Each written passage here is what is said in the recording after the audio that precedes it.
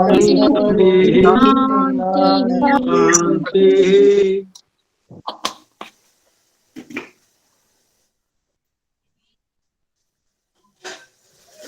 आज यह कक्षा कुछ विशेष प्रश्नों को लेकर रखी गई है और कुछ प्रश्न मेरे पास में आए थे। उन प्रश्नों का यथा सामर्थ्य यथा संभव समाधान करने का प्रयास करूंगा।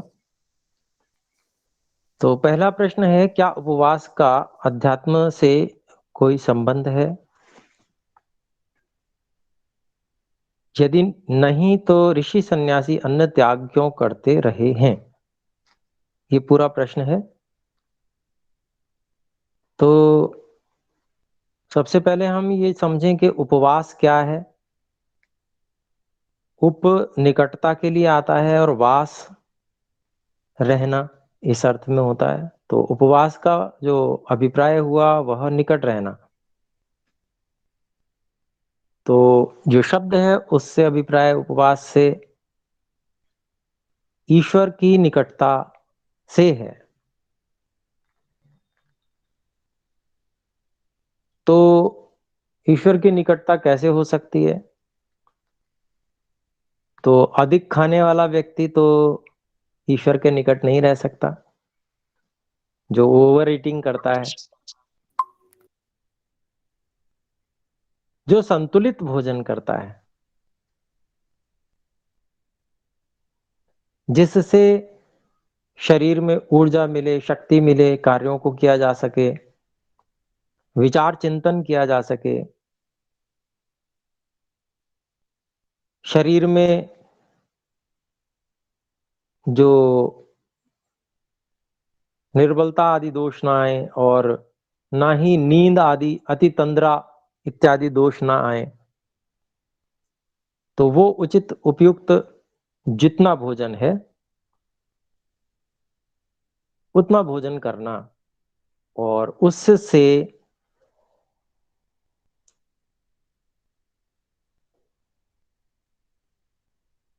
यह जो कार्य है उपवास का, मतलब ईश्वर की निकटता का, वो सिद्ध हो सकता है। तो भोजन से जो संबंध है वो इसका उपवास का ये रहा।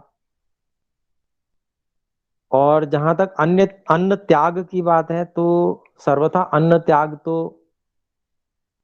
नहीं करना चाहिए। आयुर्वेद भी उसकी सलाह नहीं देता। हाँ, यदि आपने या हमने किसी ने भी पहले आवश्यकता से अधिक अन्न खा लिया है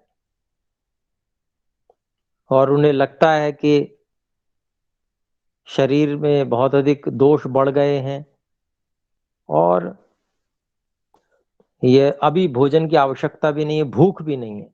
सबसे बड़ी बात जो है भूख, ये बात कही महर्षि दयानंद सरस्वती जी से पूछा गया। सत्यार्थ प्रकाश में भी विवरण आता है कि भोजन कब करना चाहिए, तो एक ही उत्तर देते हैं सीधे, जब भूख लगे तब करना चाहिए। बिना भूख के भोजन नहीं करना चाहिए। और जो अफरा हुआ व्यक्ति है, जिसने अधिक भोजन किया हुआ है और लंबे समय से करता आ रहा है, दोषों की जिसमें वृद्धि हो गई है जिसके शरीर में, ऐसा व्यक्ति, मुंजाल रेडी नो निवेदन है कृपया म्यूट रखें। मीना जी म्यूट कीजिएगा। तो मैं ये आपसे निवेदन कर रहा था कि जिसका इतना अधिक भोजन किया हुआ है उसको भूख ही कभी नहीं लगती है, ऐसे व्यक्ति को तो भोजन नहीं करना चाहिए। तब तक नहीं करना चाहिए तब जब तक भूख ना लगे। तो वहां पर इस दृष्टि से उसको लंघन कहा जाएगा। आयुर्वेद में लंघन शब्द का प्रयोग किया जाता है। और एक सूत्र है, आमम जयेत लंघनम उष्ण पेयम च। आम को लंघन और गर्म पेय पीने से जीता जाता है। तो ये दोनों बातें मैंने आपके सामने रख दी कि उसका क्या महत्व है। उपवास वास्तव में वैसे तो जो लौकिक रूढ़ी के रूप में ये सही लिखा है, अन्न त्याग से ही अभिप्राय लोग समझते हैं। पर अन्न त्याग मात्र जो है वह प्रयोजन नहीं है, प्रयोजन ईश्वर की भक्ति ही है।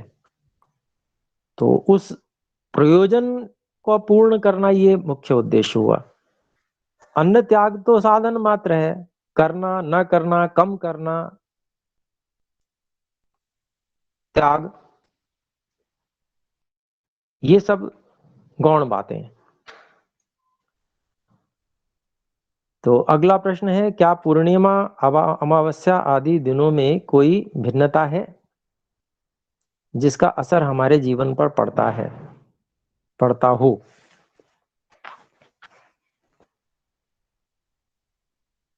यदि नहीं तो इन्हें विशेष क्यों माना गया है?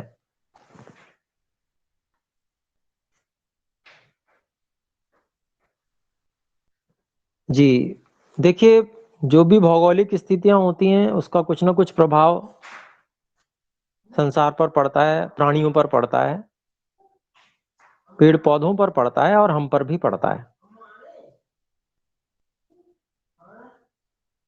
तो जो पूर्णिमा और अमावस्या है उसमें चंद्रमा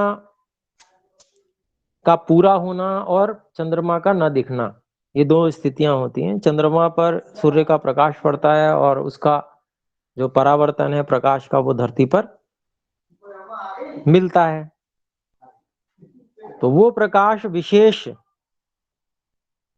सोम गुण से युक्त होने के कारण से, जल आदि के आधिक्य के कारण से, रात्रि में शीतलता आदि भी होने के कारण से वो प्रभावशाली होता है। और अमावस्या में वो प्रभाव नहीं रहता जो चंद्रमा का है। और इस बात को आयुर्वेद में भी स्वीकार किया गया है, चंद्रमा के प्रभाव को।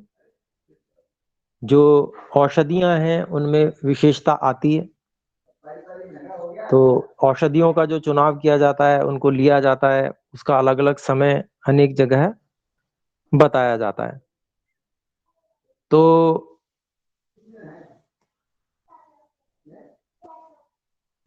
निश्चित बात है कि प्रभाव पड़ता है, परंतु अनेक लोग ये कहते हैं किसी पर पड़ता है किसी पे नहीं पड़ता है, तो ऐसा नहीं है, सभी पे समान रूप से पड़ता है, ऐसा समझना चाहिए।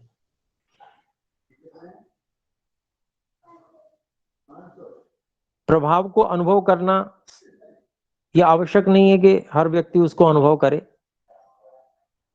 कुछ ना कुछ प्रभाव होता है, जो बहुत मोटी बुद्धि के लोग होते हैं अथवा जो बहुत अधिक, जिनके शरीर में दोषों का संग्रह होता है,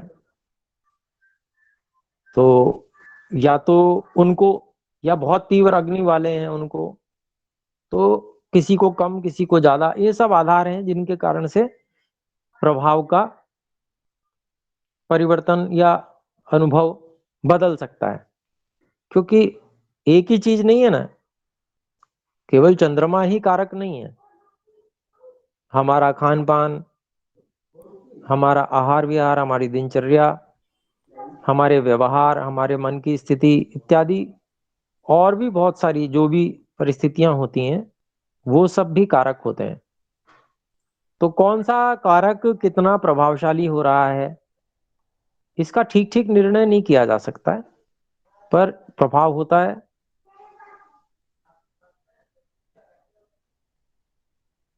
ये तो ठीक बात है, पर वह सभी के लिए समान प्रभाव होता है चंद्रमा आदि का, ये भी तय है। उसके प्रभाव को अनुभव अलग अलग रूप में या अलग अलग स्थितियों में किया जाता है, अलग अलग ढंग से किया जाता है। जैसे उदाहरण लेके किसी को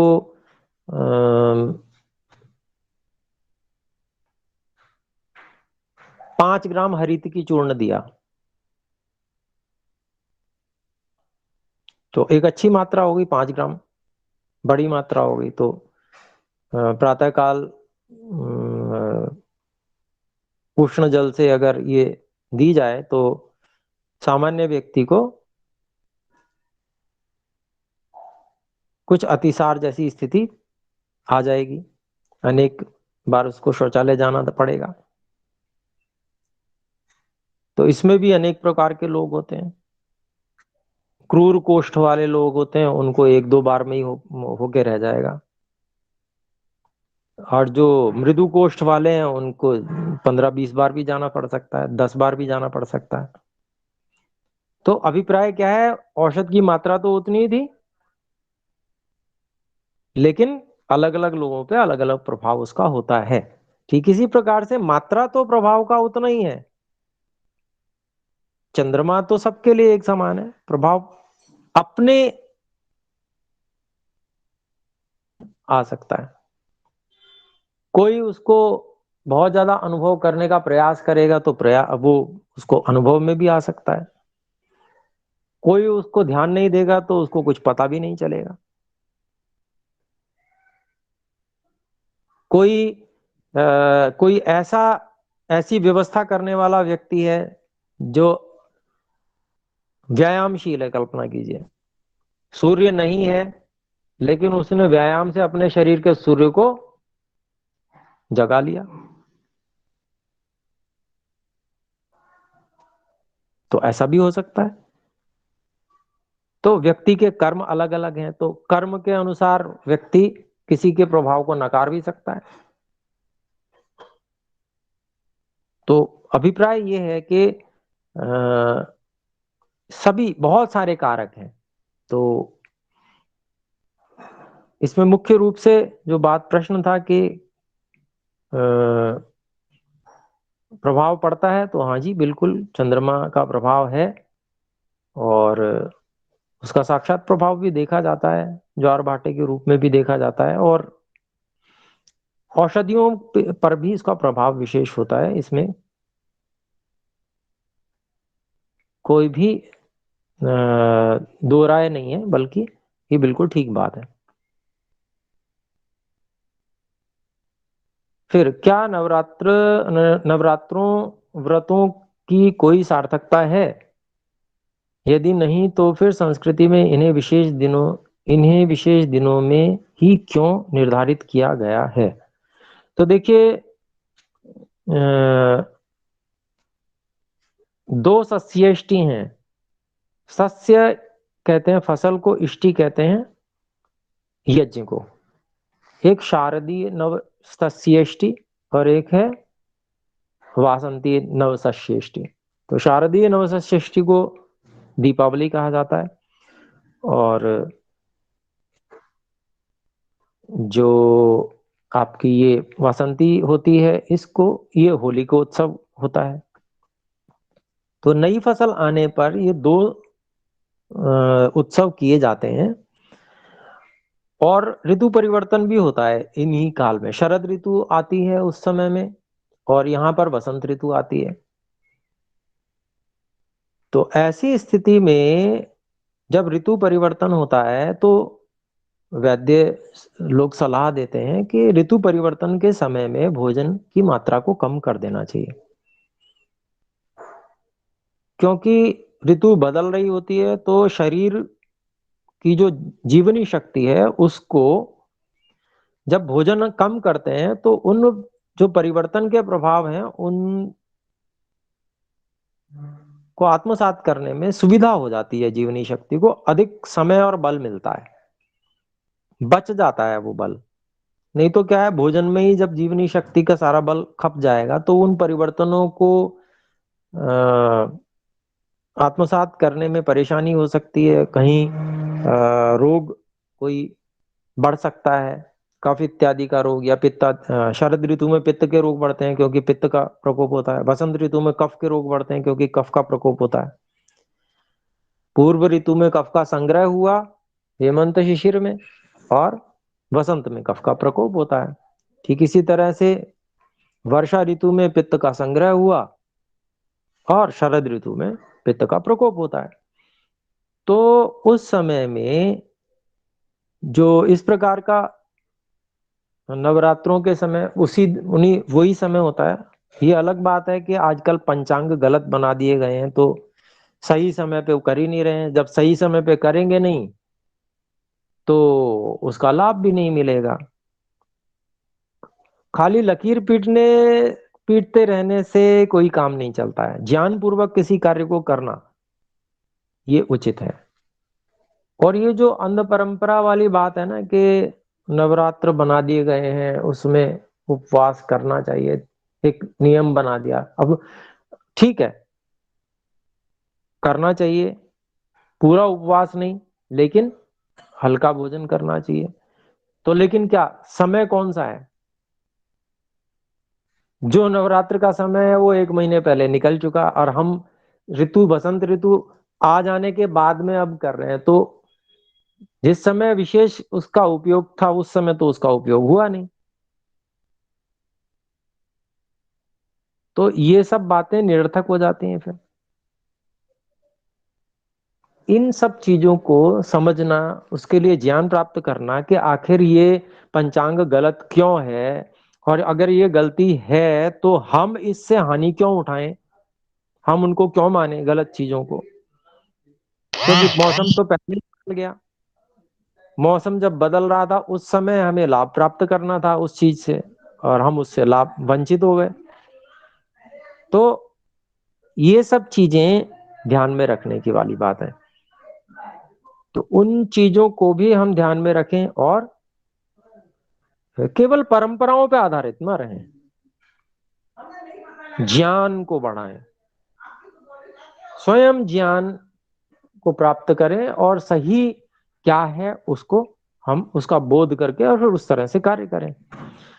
परंपराएं बनाई इसलिए जाती हैं कि अच्छी परंपराएं हो तो ज्ञान भी हो, तो अच्छी परंपराओं को ठीक प्रकार से निर्वाह करके अच्छे कार्य बन जाते हैं। लेकिन जब ज्ञान उसमें से हट जाता है तो अंध परंपराएं चलनी शुरू हो जाती हैं।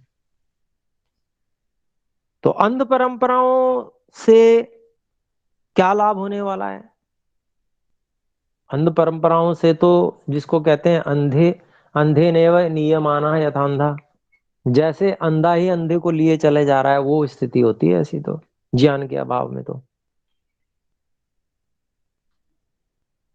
तो जैसे भेड़ के पीछे भेड़, एक भेड़ गड्ढे में गिरी तो सारी की सारी गिर जाएंगी। तो ऐसी स्थिति नहीं होनी चाहिए। पर मानने को कोई तैयार नहीं है। किसी को कहा जाए तो वो लड़ने को और आ जाएगा। ये समस्या है बहुत बड़ी, कि भाई हमारे पास टाइम नहीं है, हम नहीं पढ़ सकते। भाई नहीं पढ़ सकते तो फिर वो तो झेलना पड़ेगा ना आपको। वो जो दुख है उससे कैसे बचोगे आप? सब आपको किया कराया कोई दूसरा आके बता दे, ऐसा कहाँ हो जाएगा संसार में। स्वयं भी कुछ पुरुषार्थ करना पड़ेगा। तो दूसरी बात ये हो गई। तीसरी बात ये हो गई,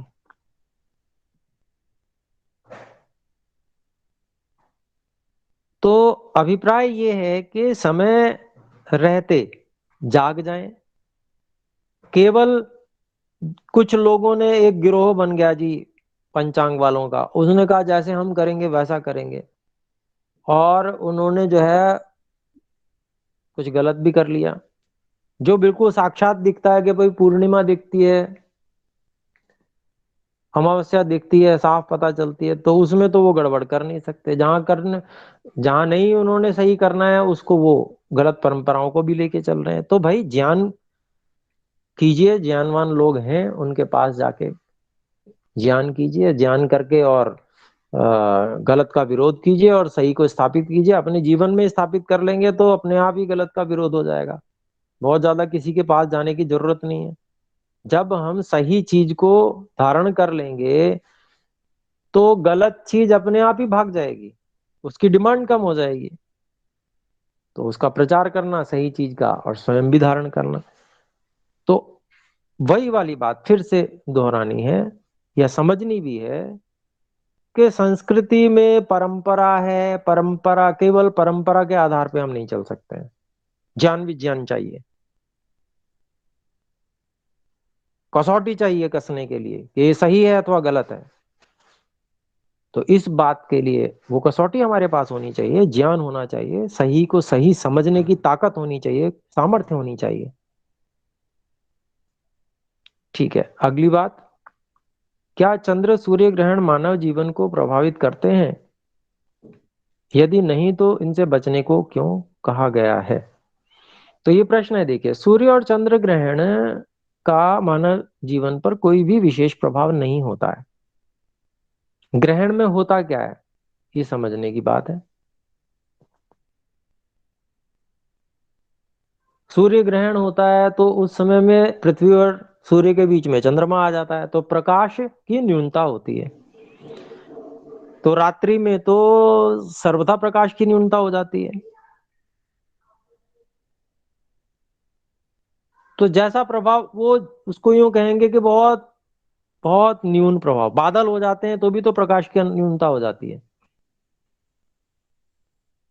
तो अभिप्राय वही है कि अन्य कोई ऐसी विशेष बात नहीं है उसमें, सूर्य और चंद्र ग्रहण में ये भौगोलिक स्थितियां हैं,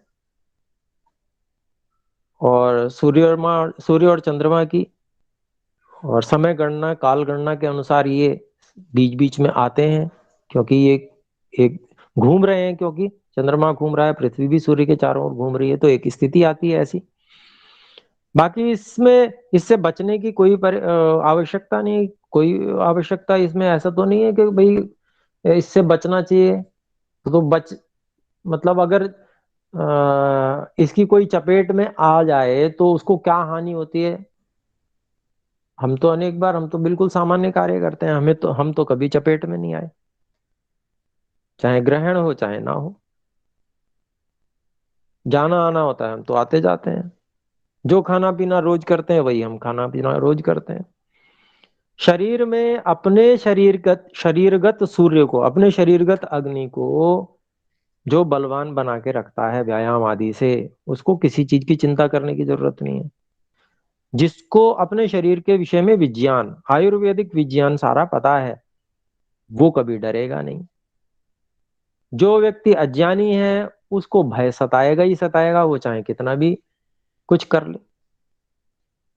अज्ञान के कारण भय होता है, तो इस अज्ञान से बाहर निकलिए, ज्ञान को प्राप्त कीजिए, विद्वानों के पास जाइए, तो निश्चित रूप से भय से दूर हो जाएंगे। नहीं तो अज्ञात भय सताता ही रहेगा।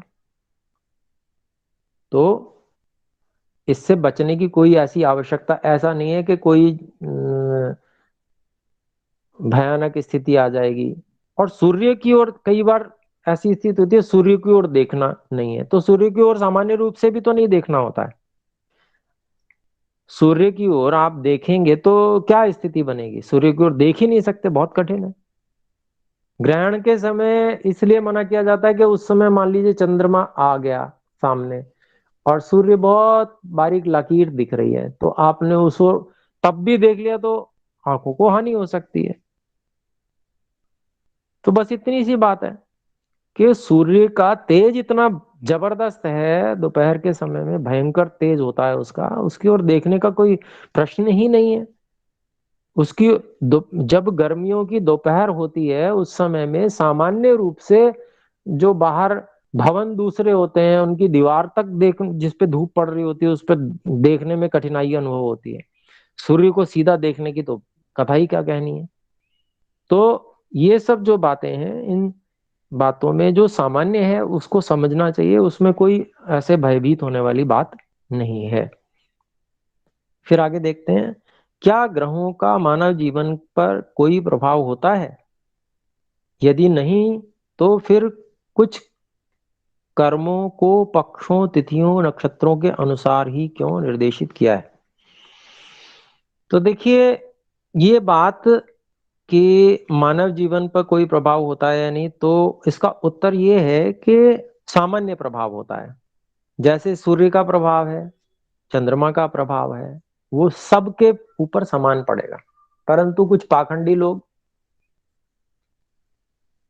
बहुत स्पष्ट रूप से मैं कह देना चाहता हूं, और मुझे कोई इसमें कहने में ना तो किसी प्रकार का कुछ लाग लपेट उसमें नहीं है, कि पाखंड पाखंड को फैलाने वाले लोग लोगों को डराते हैं कि तुम्हारे ऊपर उस ग्रह की दशा खराब हो गई है, इत्यादि इत्यादि, पता नहीं कितनी बातें बनाते हैं। तो जो भी ग्रहों का प्रभाव होता है सभी पर सामान्य होता है, हम एक ही पृथ्वी पर रहते हैं। किसी के ऊपर विशेष रूप से शनि का प्रकोप हो जाए ऐसा कुछ भी नहीं होता है। ये गलत बात है, झूठी बात है। और जो बातें कही गई हैं, मान लीजिए हम गर्भाधान विषय को ही लें, गर्भाधान में विशेष रात्रियों का निषेध है, विशेष रात्रियों के लिए कहा गया है। पुत्र प्राप्ति के लिए विशेष रात्रियों को कहा गया है, और पुत्री की प्राप्ति के लिए भी विशेष रात्रियों को कहा गया है। तो सबके लिए समान रूप से कहा गया है। ऐसा नहीं है कि जिसका जन्म फला फला उसमें हुआ था, उसकी जन्मपत्री फला फला है तो उसके लिए ऐसा होगा बाकी के लिए नहीं होगा, ऐसा कुछ नहीं है। वो सबके लिए समान रूप से कहा गया है। वो सबके लिए समान रूप से फिट बैठता है। वो तभी तो फिट बैठता है कि उनका प्रभाव सभी लोगों के ऊपर एक समान है। अगर एक समान ना होता तो ये सामान्य बात कैसे कही जा सकती थी? तो इस बात को समझना चाहिए। अगली बात, क्या चंद्र सूर्य, अच्छा ये तो हो गया था, हाँ। क्या रात्रि वेला को, यदि रात्रि वेला को इतना ही कलुषित तामसिक माना है तो फिर चंद्रमा के प्रकाश से आच्छादित खीर को रोगनाशक क्यों माना गया है? तो देखिए, रात्रि की वेला को कलुषित तामसिक ऐसा इसलिए कहा जाता है सामान्य रूप से क्योंकि प्रकाश का अभाव होता है। लेकिन उस प्रकाश के अभाव में भी यदि पूर्णिमा हो तो चंद्रमा उस प्रकाश के अभाव को दूर कर देता है। उसमें सात्विकता का पुट आ जाता है प्रकाश के कारण से। तो ये बात तो बिल्कुल सामान्य है, समझनी चाहिए अपने लोगों को। फिर दूसरी बात शरद ऋतु है। शरद पूर्णिमा पर विशेष प्रभाव होता है चंद्रमा की किरणों में, ये आयुर्वेद भी स्वीकार करता है। और क्योंकि शरद ऋतु में विशेष, क्योंकि वर्षा ऋतु में बादल होते हैं और बादल जब छट जाते हैं तो शरद ऋतु में बहुत तीव्र सूर्य की किरणें पृथ्वी पर पड़ती हैं, गर्मी भयंकर होती है। ऐसी स्थिति में चंद्रमा का जो प्रकाश होता है रात्रि में, उसकी शीतलता में सोने का विधान है। वहां पर उसकी शीतलता के अंदर सोने का विधान है। मतलब हम उसमें सोए चंद्रमा के प्रकाश के अंदर, मतलब खुले में। ऐसा वहां पर आप देखिए ऋतुचर्या में आपको मिलेगा, चरक पढ़िए। तो क्यों है ऐसा? इसीलिए तो है कि उस समय विशेष प्रभाव होता है, शीतलता देने वाला चंद्रमा होता है। तो रात्रि का कालुष्य अलग हुआ, तमोगुण अलग हुआ क्योंकि वहां अंधकार है। लेकिन उससे चंद्रमा के प्रकाश को जोड़ देना, ये प्रश्न में ही गलती हो जाती है। तो प्रश्नकर्ता को ये विचार करना चाहिए। दूसरी बात, रात्रि में वात का प्रभाव शीतलता के कारण से अधिक रहता है। और जो लोग रात्रि में जागरण करते हैं उन लोगों पे वात का प्रभाव होता है, ऐसा आयुर्वेद स्पष्ट रूप से कहता है। फिर दूसरी बात, जैसे हमारी नली है, मुंह से लेकर गुद पर्यंत,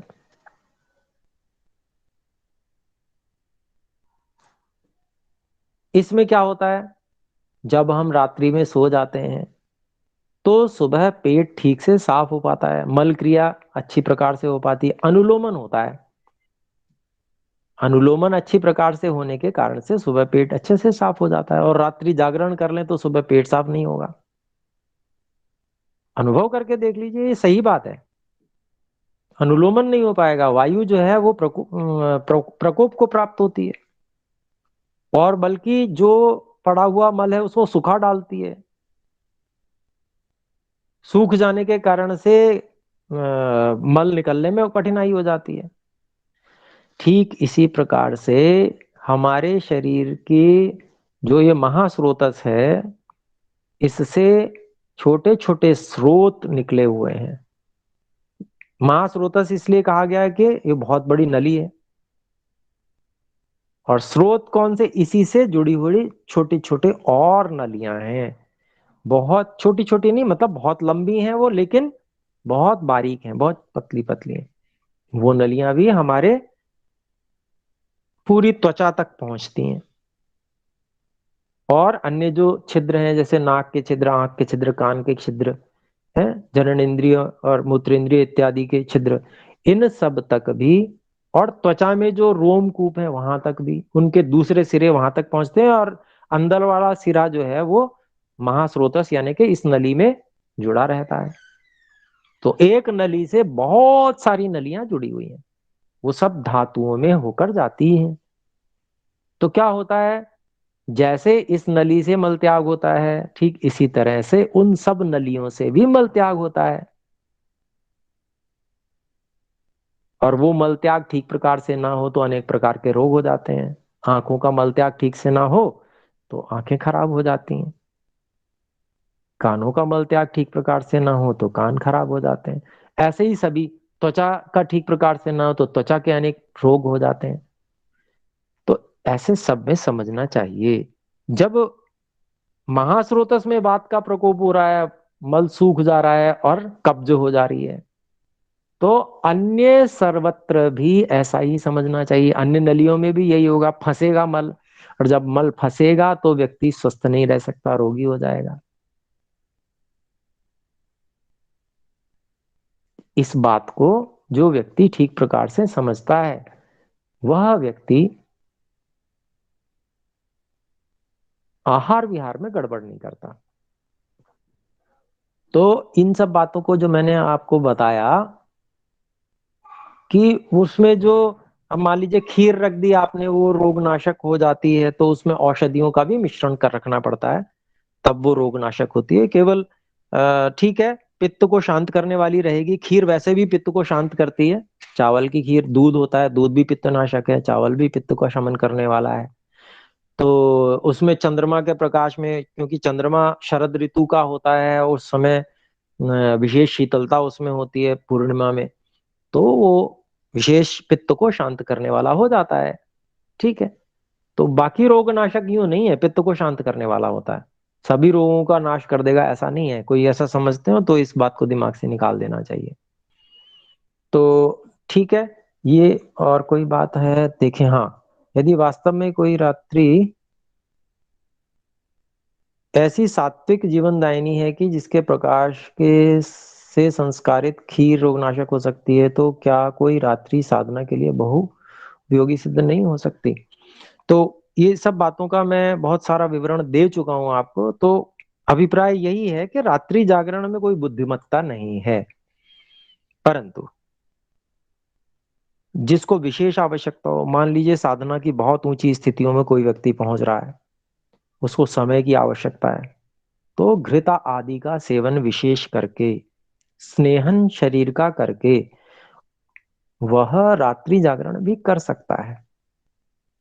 वात को शांत करने के सभी उपायों को करके, और साधना में विशेष उन्नति करने के लिए यदि वह चाहता है, उसको आयुर्वेद का अच्छा ज्ञान होना चाहिए जिससे कि वो उससे हानि न उठाए, तो वो कर सकता है विशेष स्थितियों में। लेकिन साल में एक बार इसी दिन पे सबको कोई विशेष लाभ होने वाला है, तो ऐसी बात नहीं है। और अगर ऐसा है तो मुझे बताइए, हम में से किसी को कल की रात्रि में विशेष लाभ प्राप्त हुआ हो, कल कल ही मनाई थी ना लोगों ने शिवरात्रि, हुई है तो आप अनम्यूट करके अपने अनुभव को बताएं।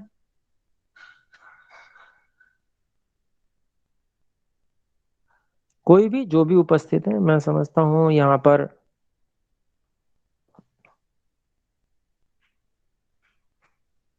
हम कितने लोग हैं,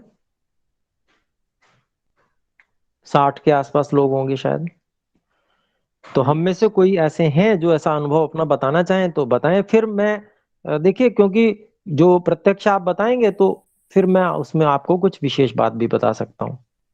बोलना चाहें बोलें। नहीं है। तो कोई बात नहीं। हाँ जी, बोले। आचार्य जी, जी जी, बोले। कल मैंने जागरण करा था, तो सुबह 6 बजे आके सोया, तो चार चार एक घंटे की नींद ली थी। उसके बाद सुस्ती सुस्ती आती है। जी, तो मतलब आपका अनुभव अच्छा नहीं रहा। हाँ, अच्छा नहीं दिया। जी ठीक है। तो ठीक है, म्यूट पे चले जाएं, धन्यवाद। और आचार्य कोई जी, मैं भी कुछ कहना जी चाहती हूँ। जी, कहें कहें।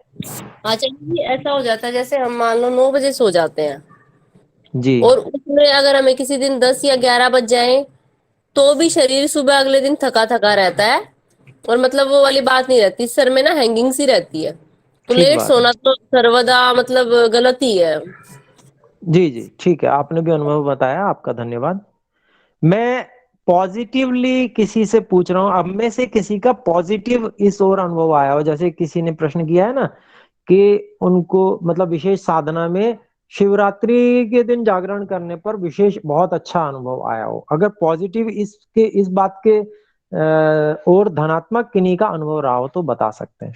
यदि नहीं है तो फिर इस बात को समझ के चलना चाहिए कि वे रात्रि जागरण ठीक नहीं है। ठीक है। तो आज फिर हम विराम करते हैं, इतना ही रखें।